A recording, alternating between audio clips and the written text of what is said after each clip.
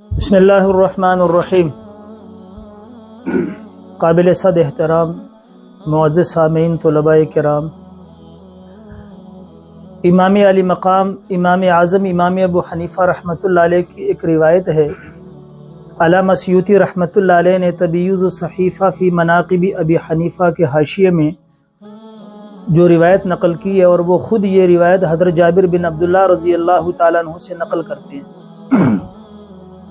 فرماتے ہیں کہ ایک آدمی آیا اور حضور پاک علیہ الصلاۃ والسلام کی مجلس میں، اور اس نے آ کر یہ عرض کیا کہ یا رسول اللہ صلی اللہ علیہ وسلم، میں نے کسی اولاد کو، بچے کو آج تک کچھ نہیں کھلایا، اور اس نہ کھلانے کی وجہ یہ ہے کہ ولا ولد لی، میرا کوئی بچہ ہی نہیں ہے، اولاد ہی نہیں ہے۔ آج کل اکثر اور بیشتر لوگ جو ہے وہ اس بات سے پریشان ہیں، اکثر تو ہمارے علم میں بھی ہیں، سالہ سال گزر گئے، شادیاں ہو گئی، اولاد نہیں ہے۔ اب اس میں ایک بات تو یاد رکھیں کہ بھئی اللہ نے قرآن مجید میں فرمایا ہے کہ بھئی میں چاہتا ہوں جس کو بچیاں دوں، کسے چاہوں بچے دوں، کسے چاہوں دونوں دوں، بیٹے اور بیٹیاں دونوں دوں، اور جسے چاہے میں کچھ بھی نہ دوں۔ تو بھئی یہ تو اللہ جل شانہ کی مرضی ہے، اللہ کچھ بھی نہ دے۔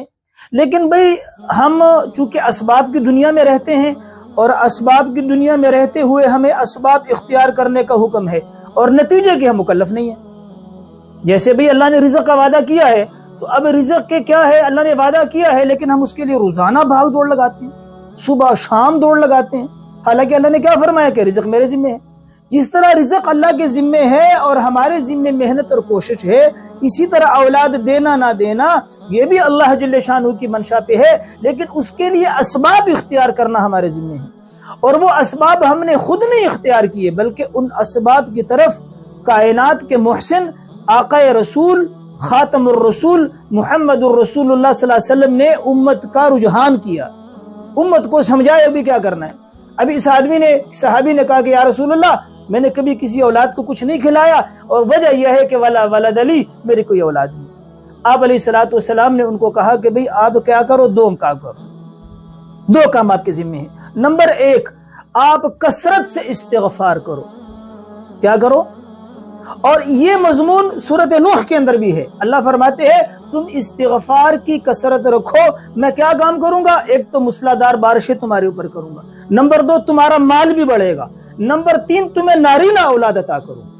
چونکہ یہ مضمون قرآن مجید میں بھی سورہ نوح کے اندر ہے کہ استغفار کی کثرت پر تین وعدے ہیں، موسلادھار بارشیں، نمبر دو تمہارا مال بڑھے گا، نمبر تین اولاد نرینہ بڑھے گی۔ حضور علیہ السلام نے فرمایا اس صحابی کو تم کثرت سے استغفار کرو اور کثرت سے صدقہ کرو، یہ دو کام تم نے کرنے ہیں، اللہ جل جلالہ تمہیں اولاد عطا فرمائے گا۔ جابر بن عبداللہ کہتے ہیں اس صحابی نے یہ دو عمل شروع کیے، اللہ جل شانہ نے ان دو کاموں کی برکت سے ان کو 9 بیٹے عطا فرمائے، 9 بیٹے اللہ پاک نے عطا فرمائے۔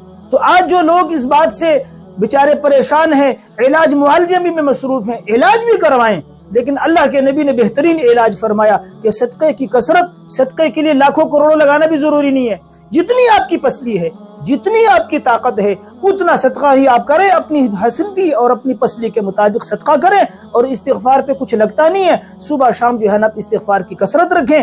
ان دو عمل کی برکت سے اللہ آپ کو اولاد بھی دیں گے اور اولاد نرینہ بھی عطا فرمائیں۔